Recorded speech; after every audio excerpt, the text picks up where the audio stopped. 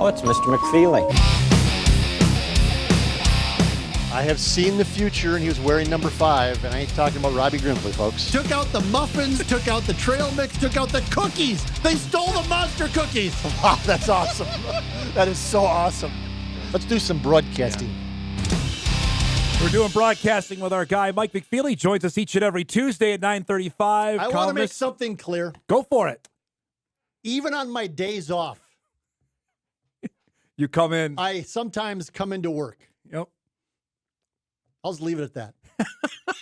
if you don't get what I'm saying, go back and watch the press conference of the Fargo police chief yesterday, or read my column at inforum.com. It's this morning. It's pretty darn good. So I just want to make it clear that even we appreciate that.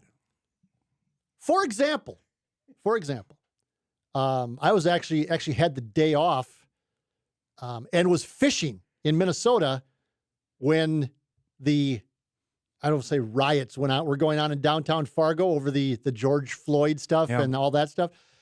Yeah, it was my day off.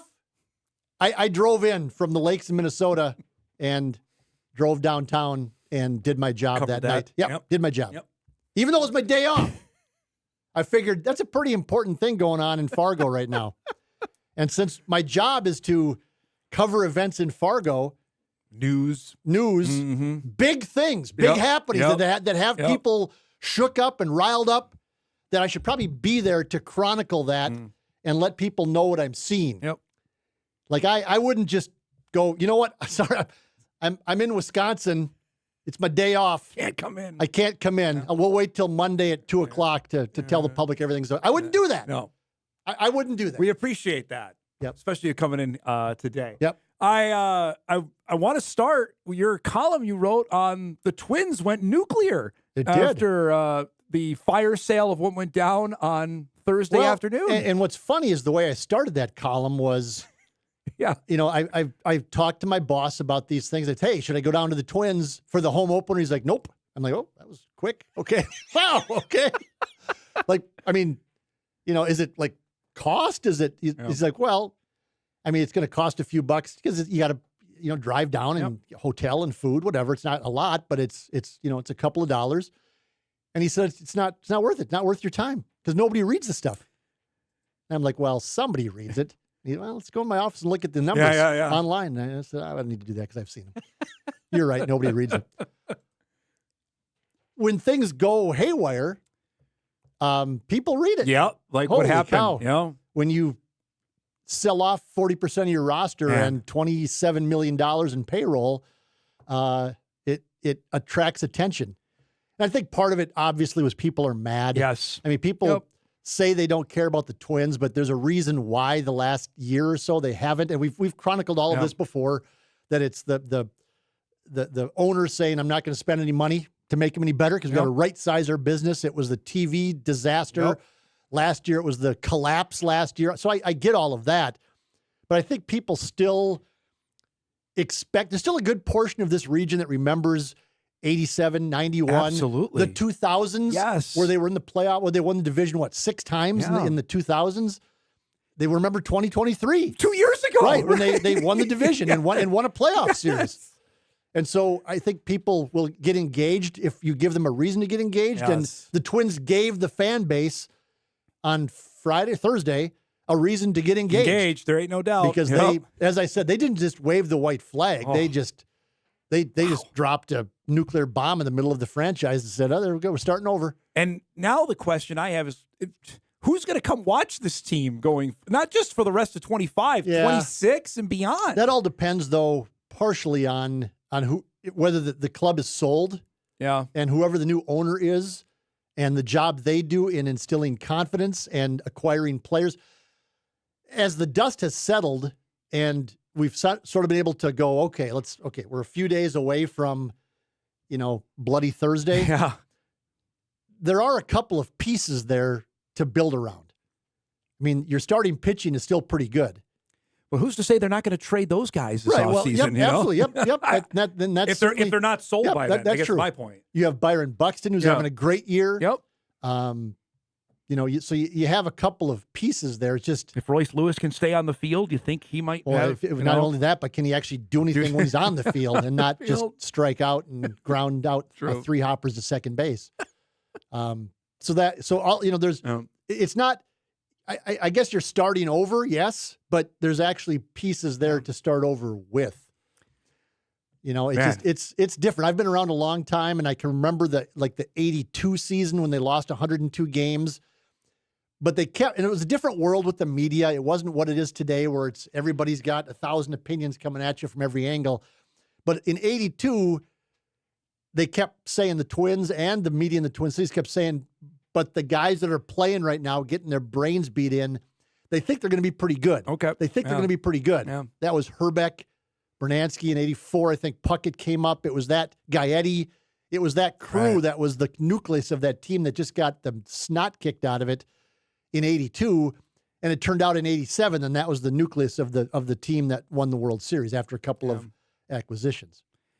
At this stage, though, where, again, we've talked about this, and I want to move on after, but there's no guarantee whoever the new owners are that they're going to go and spend ridiculously either. That's part of the narrative in the Twin Cities, as I always like to poke the guys at KFan. Not personally, or just sort of publicly. It's like they're pushing that narrative among the Rube fans that once there's an owner, everything's going to change.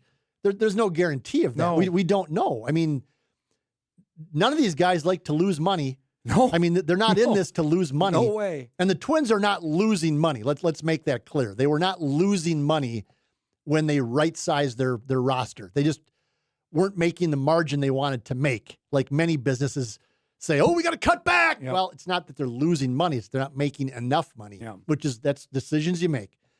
But there's no guarantee that whoever comes in is going to spend a bunch of money and say, you know what? I just want to win a World Series. Whatever it takes. I'm just going to win. The Dodgers can spend all kinds of money because they make all kinds of money. Correct. The Yankees can spend all kinds of money because they make all kinds of money. Their television contract is a huge part of that, too. So it would behoove the Twins to get better because you're going to sell more tickets and become a wanted commodity. But there's no guarantee. There's zero guarantee that if some billionaire comes in and buys the team, that he's just going to go, you know what? I'm just going to stay out of it. Yeah. Because that's what billionaires do is they just stay out of their businesses. They're just, I'm just going to buy a franchise for $2 billion and just stay out of it and hire people and let them spend my money how they want. Does that seem realistic in any way, shape, or form? No.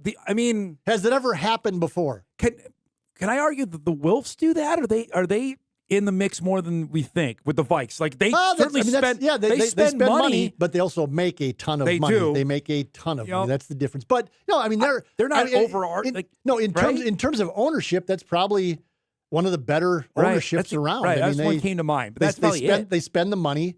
Glenn Taylor, I guess, that's been a odd, bad hire after bad hire after bad hire after bad hire. So that's a different situation. But no, I guess the Wilfs are maybe a good example. Although we don't know, behind the scenes, it seems as if they're staying out of it. Yeah, for the most part. I mean, I'm really interested to see with the Timberwolves now with A-Rod and Mark Lowry, how that goes with their ownership group now taking over with the. And that's another one where Glenn Taylor was like the villain. Yes, and in some cases, he shouldn't have been a villain. I mean, he should have been. Like, what are you doing? Why do you keep hiring bad people who was the guy, David Kahn? Yeah. I mean, how do you hire that guy to run your franchise? Like, what are you doing? Yeah. Wolves still paid for that. Yep. And so we'll see. Yeah. I mean, A-Rod is it seems like he is obviously a very competitive person and has a large sense of self. Yes. And so perhaps he'll do what needs to be done with the other. The other guy is actually the money guy. He's the money guy. Yep. But you got to hire the right people, though. You know, they have that. They hire Connolly, the GM, to go and make the deals that they made for Rudy, for Cat, to go and make those trades and it's built the Wolves into two-time now Western Conference finalists. Can they make the moves? So now people are getting antsy, which is fine. Yeah. okay, what's Now the next what? move to Yep. get to the finals? Exactly right. We'll break. We come back. We'll chat some Bison football. Mike was up at practice the 3 times we've had it open to the media. We'll discuss some positions. Wide receivers one Mike wrote about. Want to get into that. We come back, wrap up our first hour of Hot Mike right after this. Welcome back, everybody. Wrapping up our first hour. Morgan Mathewitz will join us from Sleepy Eye, Minnesota. Sleepy Eye. Yeah. NDSU got another basketball commit for the class of 2027. I'll read a McFeely column headline. Does NDSU have the best receiving core in the FCS? Oddly, maybe. And we were out. We've been out there all 3 times that it's been open to the media. And we've been over by the wide receivers a couple times. And I've been remarking like, oh, that guy's pretty good. That guy's huge. I had one Bison Uber supporter come up to me yesterday and go, God, Chris Harris is just bleeping huge. Yeah. I'm like, yeah, he's 6'4". Yeah. This is something I think we remarked at the end of last season, that they were bringing everybody back. Braylon Henderson and Tyler Terhark were the 2 that moved on. But the top 5 guys were all going to be back. And that is a loaded plus unit. They had some guys coming up that they thought could turn into something.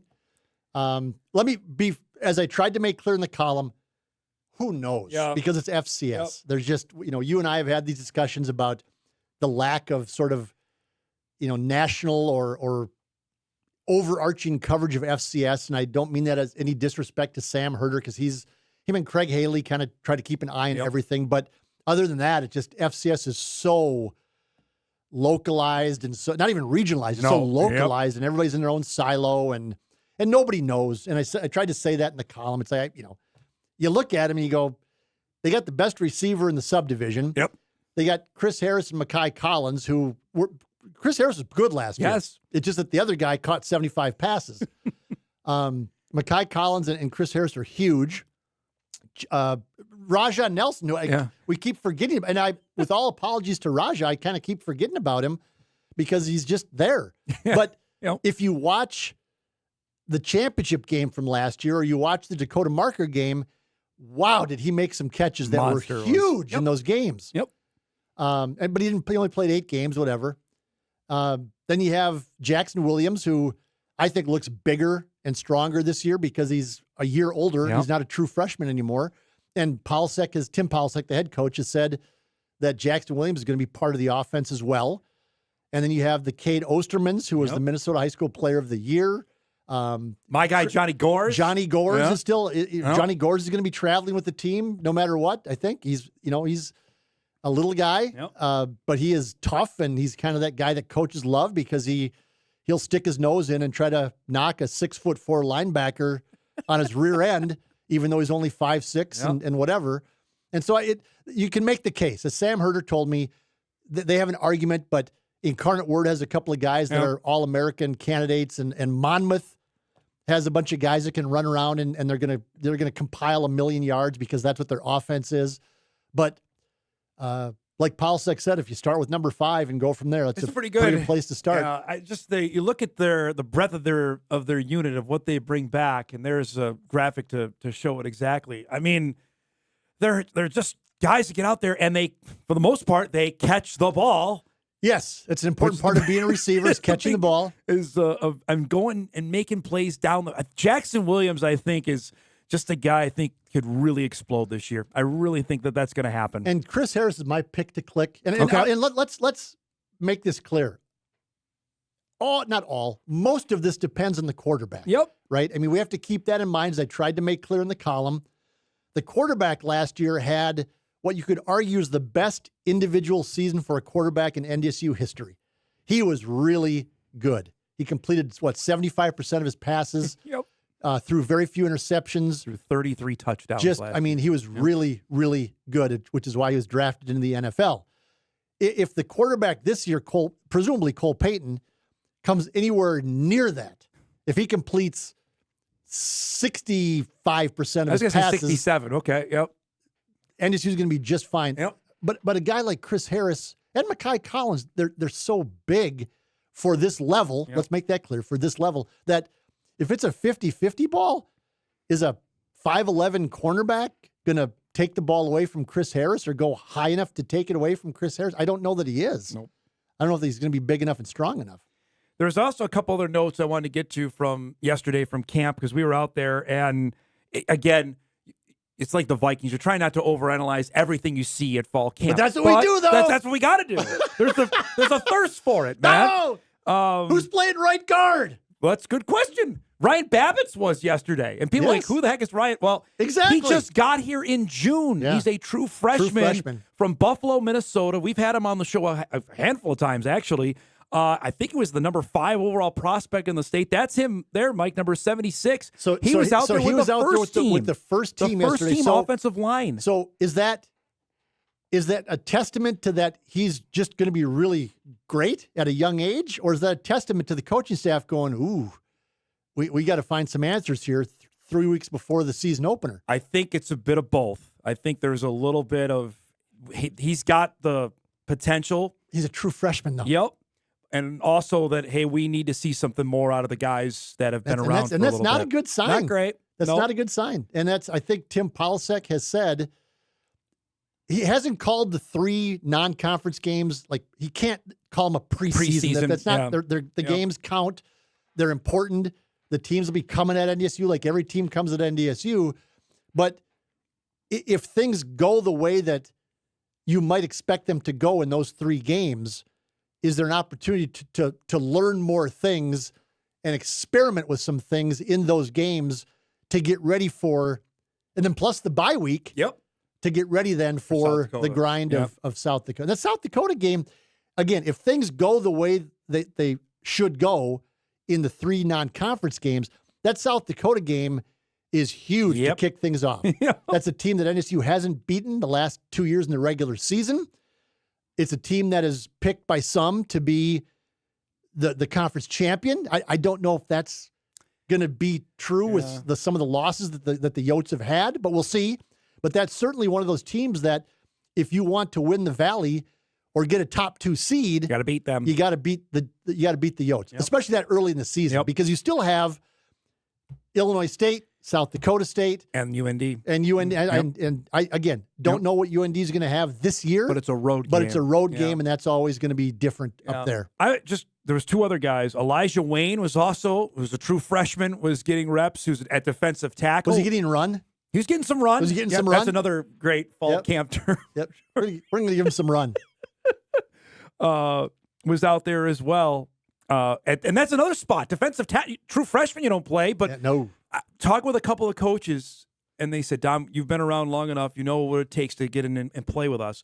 But the physical size of these guys and the speed is something that was brought up to me about some of these freshmen that traditionally we may have to just adjust our mindset. Like, they might be that, but they might be physically ready to play at 18 years old. That's part of, and we've talked about this before, but it's part of not only that the Bison lost 25 seniors or whatever it was, but also the portal. Yes. I mean, that's going to be a reality for every FCS team, whether it's anybody else in the Valley, as we've seen. It no longer matters. It's not an NDSU thing. It's an FCS thing that you're just always, and those kids, defensive tackles and offensive linemen are so valuable to these FBS teams that could just want to plug and play now. They don't want to develop guys. There are programs out there that have said, why should I develop players? These guys.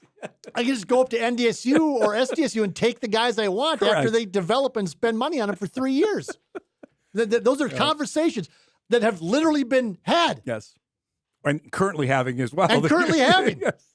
The one last thing on that, on the freshman part was, and also there's another added piece of that maybe these guys shouldn't have been here in the first place, that they were missed on in recruiting. Yeah, that's been what NDSU has feasted on for 15 years now, is that you get the overlooked guys. And I mean, it's just a different world, and a lot of it stinks from a fan standpoint. But you got to deal with what's in front of you. And NDSU is still well positioned, I think, to have a good year this year. And I think they're still well positioned to remain one of the top couple of programs, or the top program in FCS.